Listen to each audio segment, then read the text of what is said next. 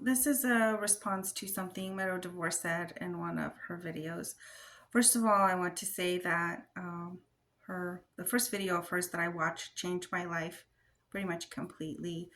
The part about narcissists taking energy from someone else and how they do it by involving you in their problems shed so much light on my world and somehow just crystallized my own narcissistic tendencies and changed me. I could change from that. Now that I knew what I had been doing, I could alter it. So it's only been about a week since that happened, but I've already made pretty big changes in my life. My daughter has said she loves me, like once per day now, and that didn't used to happen. So I was able to open up my life and participate and access the empathy that I'm pretty sure I do have, or I have had, out from under where it had been blocked, and from where I had been siphoning as a compensation and as a way to block access to life and to people. I had been, I call it siphoning, she calls it like draining the energy from people. So using people's time, using people's energy, and using people's attention. I've done the attention thing a lot, where I take attention from what people are doing. I interrupt, and even if someone's like watching TV silently and I'm silently cleaning up the kitchen, it won't be so silent. And just somehow my thoughts just affect the way I put down things. So again, just taking their attention away from what they're doing and onto me, just like draining. And now that I see that those are patterns and not just while I'm doing the dishes, and I'm working on why I've done that, and I have some ideas. So just that, I'm responding to Meadow DeVor's videos in interesting ways. The first one being that it was the first one I watched was so positive for me and just happened to come at the right time. But I'm also going to try to elucidate, maybe for Meadow. I'm not trying to say that she doesn't know this already, but in response to Meadow, and for people who haven't thought this and maybe haven't experienced it as a narcissist or recovering narcissist or wishing to recover a narcissist, where some of this stuff is coming from. So in another Meadow DeVor video, she mentioned how she had been on a date with somebody who had belittled their daughter for having gained weight. And she put it very well that this seemed just kind of callous. The person wasn't concerned about the daughter. They were just wanting to be morally superior or appear morally superior. And again, if you are the person who is likely to do this or have done, I can say from my experience from having done this that it's usually a deflection technique, a reason to not participate, to not open up the doors for bonding with the person that you're speaking to. So in her case, her date didn't want to connect with her. He was trying to push her away by being awful. It wasn't an accident, and he wasn't just elevating himself. This is also kind of where I differ with Meadow. She says that narcissists try to elevate their sense of self-worth. I don't believe so. I think the maligning attitude is a way to isolate, deflect from the attempt at connection. Another person is trying to connect with you. They're on a date with you. They dressed up. They spent all this time.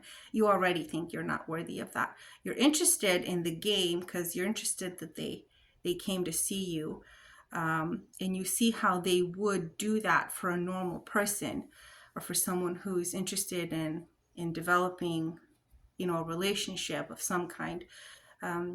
But you're just playing a game as a narcissist. You don't believe that you can participate in those open ways.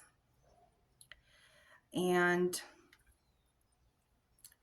So you use language and attitudes that tell your interlocutor that you are not worthy. So it's not an accident. It might be unconscious, but it's not an accident. Inside the person is saying, I'm not worthy of this, so just forget it. Again, it's someone who has done it a long time. And also it gives the narcissistic person a reason to then complain. Nobody likes me. What did I say? I'm just talking about my life, and here she is, walking away. How rude.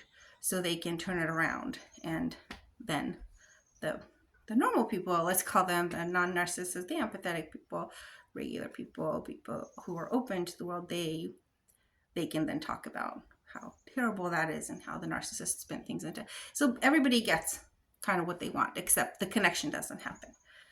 The narcissist gets to isolate, be unliked, and stay separated from their true life, so to speak, or the life they could have. And the empathetic person gets to malign someone who is truly appears callous and mean, out of place. So there's an equilibrium there, except that there's no progress. No love happens, no connection happens, no friendship happens, no good things happen. Nothing is rooted to grow. And in the other scenario where the narcissistic person becomes open to the connection, that very same person is likely to say something like, probably not mention their daughter's weight at all. Just say, I've been through a divorce. It's been difficult on everyone. I think we're developing some bad habits as a family. And people are coping the best that they can. My daughter is coping in these ways, if the conversation goes there. So that's how it would be if you actually feel worthy of the conversation. When you don't feel worthy, you act like you open up a high moral ground, but it's really a tactic to stay separated because you don't feel that you deserve or are part of that. And it can come across as superiority. I'm too good for this person. The truth is, though, that if you really are a superior intellect or exceptionally beautiful or skilled or something like that, you deserve not only, or you should think that you deserve not only a particular kind of connection, but all the connections belong to you. All the connections belong to everybody. So I do take issue with the superiority complex that Meadow discusses, and the narcissists. All her tactics are right. I would follow them with narcissists in my life, and I plan to, and I will. But the first video I watched just freed me so much. I'm not sure. I'm not sure how much more I'm going to need. She's so good. I only needed the one video, but I do want to speak to the narcissistic perspective because I come from that, and I'm just really driven to kick it. I haven't been diagnosed officially, but I know the diagnosis is just a questionnaire usually, and pretty sure I've answered that questionnaire online, and yes, I qualify. Although I do plan to get diagnosed. Although now I'm kind of leaving it in the rear view mirror, happily, and so maybe my answer, I'd have to answer the way I would have answered a while ago, 2 weeks ago, a year ago.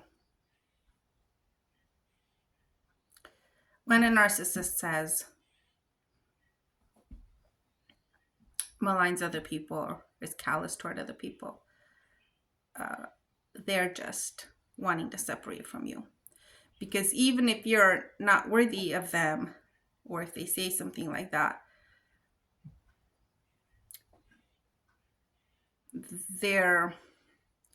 there's nothing in the difference between two people that would cause one to not wish to deal with the other in an open relationship. So, excluding violence or something like that. But let's say you're on a date with someone and you just don't think they're right for you. That doesn't mean you're going to want to separate from them emotionally on every level. The only reason you'd want to separate emotionally from them is if you just want to not participate really in life fully. So in the next video, I'm going to talk about why I think narcissists wish to separate from the world using tactics that push off other people all the time, the subversive ways of saying, I don't want to be involved.